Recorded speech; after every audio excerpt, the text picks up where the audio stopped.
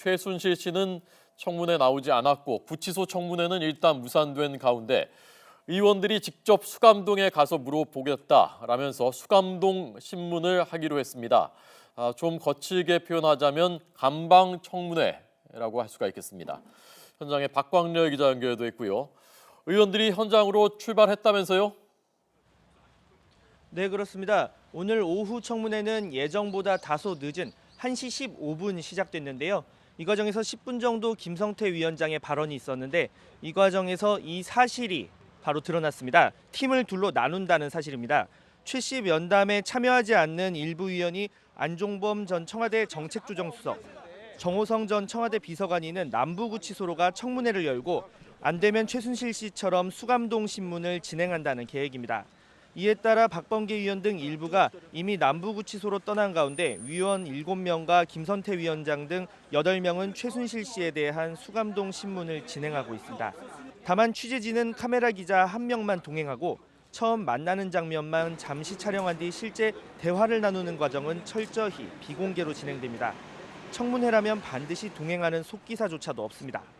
이에 따라 김성태 국조특위위원장은 본인과 여야 의원 1명을 포함해 휴대전화 세대 반입을 허가해 줄 것을 구치소장에 요청하기도 했습니다. 앞서 최순실 씨의 변호인 이경재 변호사는 법원에서 1월 21일까지 최 씨가 변호인을 제외한 누구도 접견할 수 없게 한 결정을 들어 수감동 신문이 사법권을 무력화하는 행위라고 비판했는데요. 특조위원들은 접견 금지 조치는 특검 수사를 받는 최 씨가 증거인멸이나 공모를 할 가능성을 우려해 내린 결정이라면서 공무집행에는 적용되지 않는다고 변호인의 주장을 강하게 반박했습니다.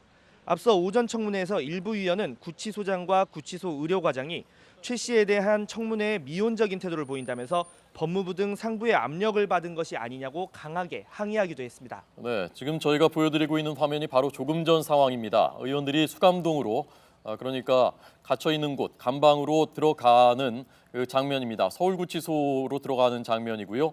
또 다른 한조는 서울 남부구치소 안종범, 정호성 두 사람 만나기 위해서 가고 있다라는 것이 지금 박광렬 기자 설명이었습니다.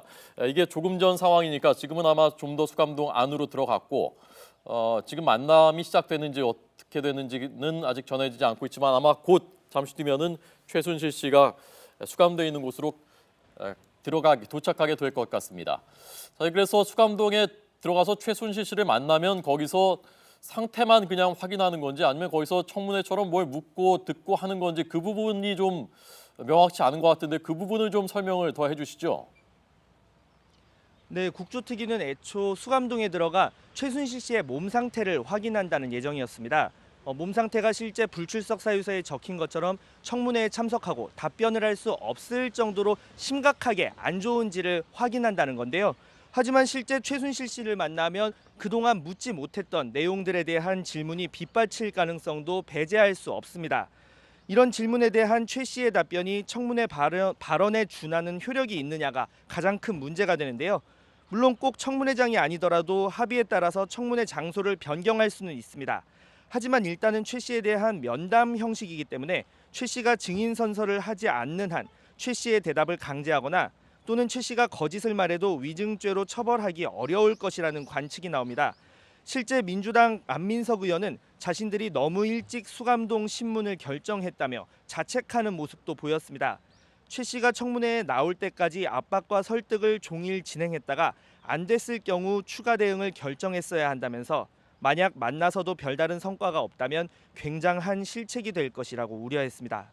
이런 염려 속 특조위원들이 대답을 회피하는 최 씨에게 날카로운 질문 세례를 퍼부을 수도 있어 이 경우 수감동 면담이 생각보다 장기전이 될 수도 있다는 관측이 나오고 있습니다.